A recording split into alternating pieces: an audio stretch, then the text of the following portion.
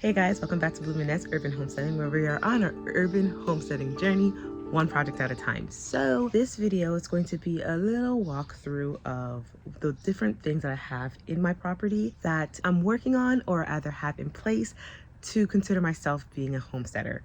I'm gonna, spoiler alert, I do not have any animals yet. And I am on a small lot. I live in Canada, Toronto, like Ontario, Canada, close to Toronto. Did I say Toronto or did I say Ontario? Whatever. I live in Canada. In Canada, we don't have, most properties don't have huge lots.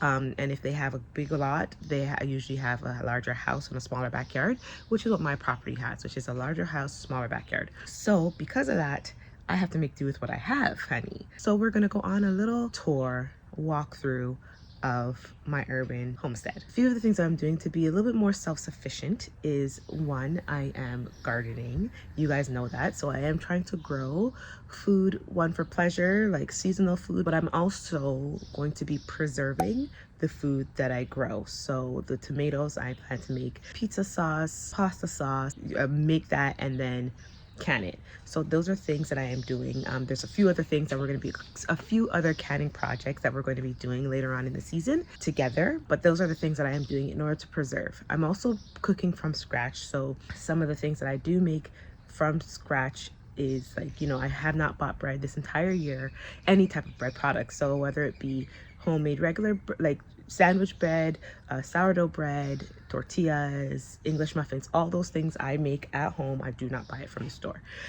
Also, I'm trying to do more batch cooking. I don't know if this is considered to be homesteading, but I am trying to do more batch cooking in order for me to have freezer meals that if I'm hungry, I'm not going outside to buy food, but we have it in our freezer. Next thing that I'm doing is I am collecting water. So I don't know if you guys can see from right behind me, I have, oh yes, I don't have a mic on. So if the noise is different, my mic, I just dropped my my mic and it broke.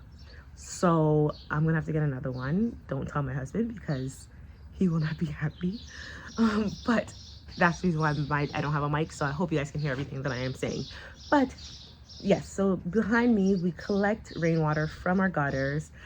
We have a rain barrel, and then we also have an extension from our rain barrel going down to another barrel. And that's just because in one session, like one day of raining, this rain barrel gets full. So we are actually looking in, this is my husband's idea, which I was very surprised about, but he's also thinking maybe we can get some more rain barrels and put them throughout the backyard, side yard. I'm not sure exactly how we're gonna plan to do it, but we are collecting rainwater. So that's another way that we are homesteading.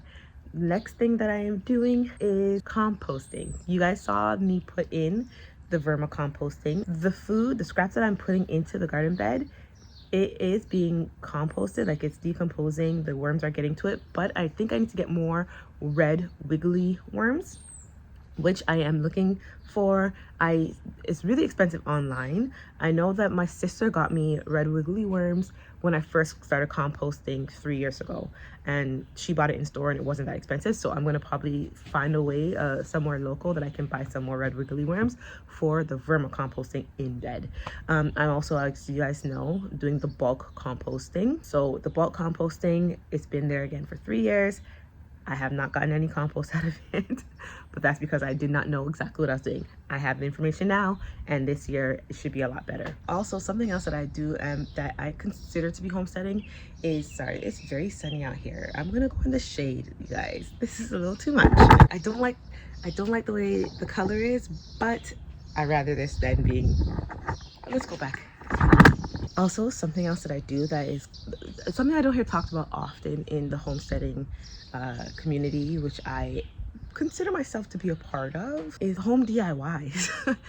So in my mind, homesteading is really, you know, trying to be as self-sufficient as possible, living off the land, being more aware of waste and trying to, you know, just minimize the amount of damage that we do on this planet.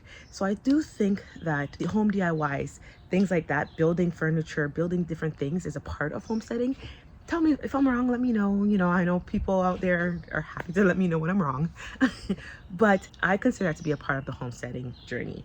So I am doing a lot of DIY. So I have a lot of plywood, leftover wood. I'm trying my hardest not to buy new things, but you know, looking on Facebook Marketplace, finding things secondhand and upgrading it.